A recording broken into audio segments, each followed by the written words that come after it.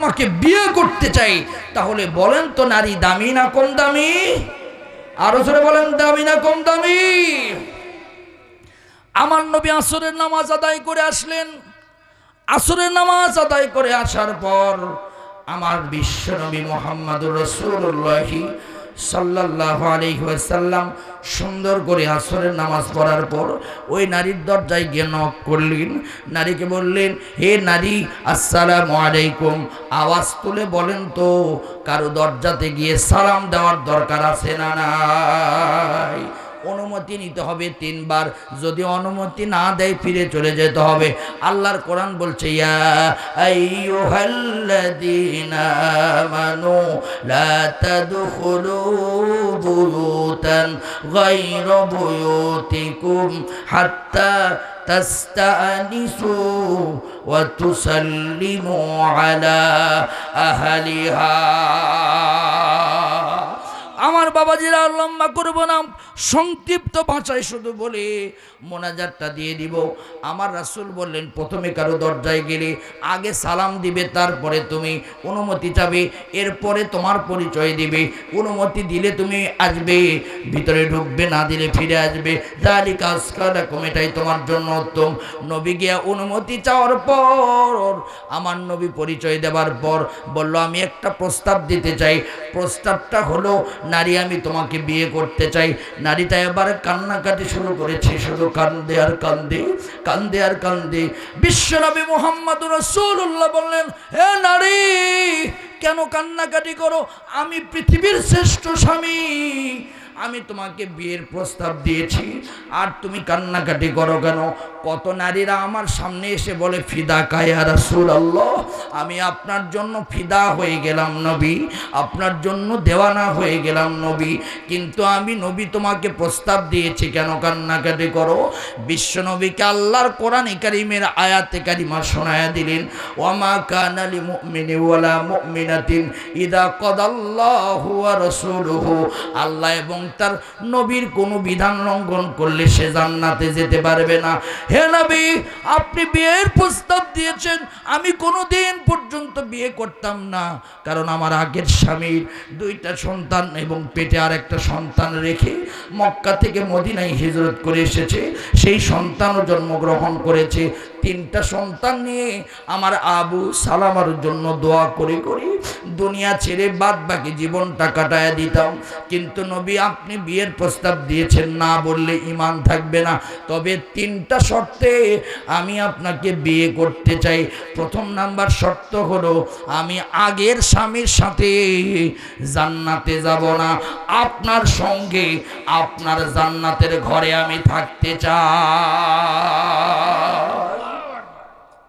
বলেন তো, পুরস্কারটা দামি না কম দামি? নবীর ঘরে জান্নাতে থাকতে চাই। আমিনু বিরাসূলিহি, কেউ যদি নবীর উপরে ঈমান আনে, আমি যে আলোচনাটা ধরেছিলাম, ইউতিকুম কিফলাইনি মির রহমাতিহি, আল্লাহ পাক তার প্রতি রহমত নাজিল করে দিবেন, তার রহমতের ডবল ডবল রহমত দিবেন। এই নারীর প্রতি ঈমান আনার কারণে আল্লাহ রাব্বুল আলামিন দুনিয়াতে পুরস্কারে দিয়েছেন পৃথিবীর শ্রেষ্ঠ স্বামী। পৃথিবীর সব স্বামীদের আদর্শ মুহাম্মদুর রাসূলুল্লাহর স্ত্রী হয়েছে। আমার ভাইয়েরা, 2 নাম্বার হলো, ইয়া রাসূলুল্লাহ, 2 নাম্বার, আমার এই মদিনাতে কেউ নাই, আমার বাড়ি ঘর আত্মীয় স্বজন সব রেখে মদিনায় এসেছি, 3টা সন্তান নিয়ে এসেছি। আমি যদি আপনার সাথে বিয়ে হয়, আর 3টা সন্তানের কি হবে? নবী, এই 3টা সন্তান সহ আপনাকে গ্রহণ করতে হবে। নবী বললেন, ফা আম্মাল ইয়াতীমা ফালা তাকহার, হ্যাঁ হ্যাঁ, আমি কবুল করে নিলাম। আল্লাহর রাসূল এবার 3 নাম্বার বললেন। 3 নাম্বার কি শর্ত? নবীকে বললেন, ইয়া রাসূলুল্লাহ, আপনার ঘরে চলে যাবার পর 2টা কবুল করেছেন, আর একটা কবুল হলে আপনার ঘরে চলে যাব, কিন্তু আপনার ঘরে চলে যাবার পর আমার আগের স্বামীর কথা মাঝে মাঝে মনে পড়বে। আমার আবু সালামা আমাকে এত মহব্বত করত, এত ভালোবাসত, আমার আবু সালামার কথা মনে পড়লে আপনি যেন রাগ করবেন না, আপনি যেন কষ্ট পাবেন না। আমার নবী চোখের কোনায় পানি চলে আসলো। আমার বিশ্বনবী বলছি, তোমার আগের স্বামীর কথা তোমার মনে হবে না। আমি নবী এত ভালোবাসা স্ত্রীদেরকে দেই। জোরে জোরে বলেন সুবহানাল্লাহ। কিন্তু তোমার যদি আগের স্বামীর কথা মনে হয়, আমি তোমাকে কোনো রাগ করব না, কষ্টও দিব না। কিন্তু তুমি শুনে রাখো, ও আমার উম্মে সালামা, তুমি শুনে রাখো, আমারও একজন নারীর কথা মাঝে মাঝে মনে পড়ে। সেটি আর কেউ নয়, আমার প্রথম বিবি, নাম হলো খাদিজাতুল কুবরা রাদিয়াল্লাহু তাআলা আনহা। আমি যদি আমার খাদিজা বেঁচে থাকতো, দ্বিতীয় বিবাহ বন্ধনে আবদ্ধ হতাম না। আমার খাদিজা শুধু সুখের নয়, দুঃখেরও সাথে ছিল। আমার খাদিজা 3.5 কিলোমিটার উঁচু পাহাড়ের উপরে আমার খাবার নিয়ে যেত। আমার খাদিজা সব সম্পদগুলো আল্লাহর জন্য উৎসর্গ করে দিয়েছিল। আমার খাদিজা আমার কাছে দুনিয়াতে কিছু চাই নাই। আমার খাদিজাকে আমার আল্লাহ সম্মান করে সালাম দিয়েছে। আমার মাঝে মাঝে রাতের বেলা খাদিজার কথা যখন মনে হয়, আমি তখন ঘুম থেকে উঠে খাদিজার জন্য কান্নাকাটি করতে থাকি। তুমি যেন রাগ করো না, তুমি যেন কষ্ট পেও না। আমি যখন রাতের বেলা কাঁদতাম, আমার আয়েশা আমার খাদিজাকে বুড়ি মহিলা বলেছিল ওই বুড়ি মহিলার জন্য তোমার এত কান্নাকাটি করতে হয় কেন? আমি এই কথা শুনে 3 দিন আমার আয়েশার দিকে তাকাই নাই। আমার খাদিজাকে আঘাত করলে আমার কলিজা পর্যন্ত কেটে যায়। আমার খাদিজার জন্য যত আমি দোয়া করি, যত দোয়ায় আমি হাত তুলি, কোন দোয়াতে আমার খাদিজাকে বাদ দেই না। আমার ভাইয়েরা, বিবাহ যখন শেষ হয়ে গেল, 3টা শর্তের মাধ্যমে কবুল হয়ে গেল। আমার ভাইয়েরা, মহারণা লেনদেন হয়ে বাসর হয়ে গেল। আমার নবী ফজরের নামাজে হাজির হলেন। হবার পর বিশ্ব নবীকে জিজ্ঞাসা করলেন সাহাবীরা, ইয়া রাসূলুল্লাহি, ইয়া হাবিবাল্লাহি, আপনি কেন এই নারীকে বিয়ে করলেন? নবী বললেন 3টা কারণে। 1 নাম্বার হলো নারী আল্লাহ এবং রাসূলের ভক্ত, আল্লাহ এবং রাসূলের কোনো বিধান জীবন থেকে লঙ্ঘন করে না। 2 নাম্বার হলো নারী পদ্মাশীল। 3 নাম্বার হলো নারী হলো স্বামী ভক্ত। এই 3টা কারণে এই নারীকে বিয়ে করেছি। আর একটা কারণ, সেটা হলো ওই নারীর স্বামীর কাছে আমি ওয়াদাবদ্ধ ছিলাম যে ওই নারীকে আমি বিবাহ করব। এই কয়েকটা কারণে আমি নারীকে বিবাহ করেছি।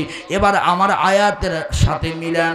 আল্লাহ রাব্বুল আলামিন বলেছেন এই আয়াতে, ইয়া আইয়ুহাল্লাযীনা আমানুত্তাকুল্লাহ, তোমরা আল্লাহকে ভয় করো, ওয়া আমিনু বিরাসূলিহি, একটা কাজ করো তোমরা 4টা পুরস্কার পাবে।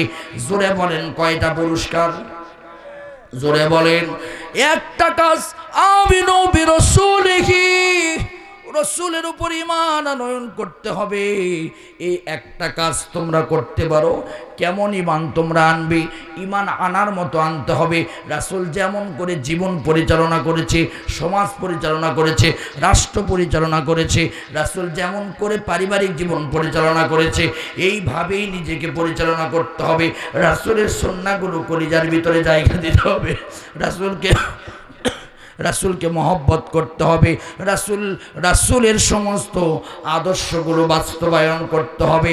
এইভাবে যদি ঈমান আনতে পারো, 1 নাম্বার পুরস্কার, আল্লাহ তোমাদেরকে পৃথিবীতে যা দিবেন ডবল ডবল দিবে। ওই নারীটা দুনিয়াতে নবীকে বিবাহ করে একটা পুরস্কার পেয়েছিলেন। আর একটা পুরস্কার, তার স্বামীও ছিল ভালো। আর একটা পুরস্কার পেয়েছেন, নবীকে বিয়ে করে ওর চাইতে ভালো স্বামী পেয়েছেন। আবার জান্নাতের গ্যারান্টি নবী দিয়েছেন, ঠিক আছে তুমি আমার সাথে জান্নাতে থাকবে। নবী যদি কারো ব্যাপারে জান্নাতি বলে, সে কিন্তু জাহান্নামে যাবে না, সে নবীর সাথে একাই জান্নাতে থাকবে না, নবীর খাদেমা হিসাবে নবীর ঘরের ভিতরে থাকবে। পুরস্কার বড় না ছোট? বড় না ছোট? ডবল না একটা? ডবল ডবল পুরস্কার। 2 নাম্বার হলো আল্লাহ পৃথিবীতে এমন আলো দেখাবেন, এমন পথ দেখাবেন, পৃথিবীতে মানুষ শান্তিতে থাকবে। আল্লাহ পাক ওই কবরের আযাব, ওই হাসরের আযাব, ফুলসিরাতের আযাব, ওই জাহান্নামের আযাব থেকে রক্ষা করে ওই বান্দাকে নবীর অনুসরণ করার কারণে জান্নাত দিবেন। 3 নাম্বার পুরস্কার হলো ওই নবীর অনুসরণ করার সাথে সাথে জীবনের গুনাহ আমার আল্লাহ মাফ করে দিবেন। আর 4 নাম্বার পুরস্কার হলো সূরা আল ইমরানের আয়াত নাম্বার 31। আল্লাহ পাক বলেন, কুল ইন কুনতুম তুহিব্বুনাল্লাহ, তোমরা যারা আল্লাহকে ভালোবাসতে চাও নবীর অনুসরণ করো। নবীর অনুসরণ করলে আল্লাহ রাব্বুল আলামিন ওই বান্দাকে আমার আল্লাহ নিজেই তাকে ভালোবাসবেন।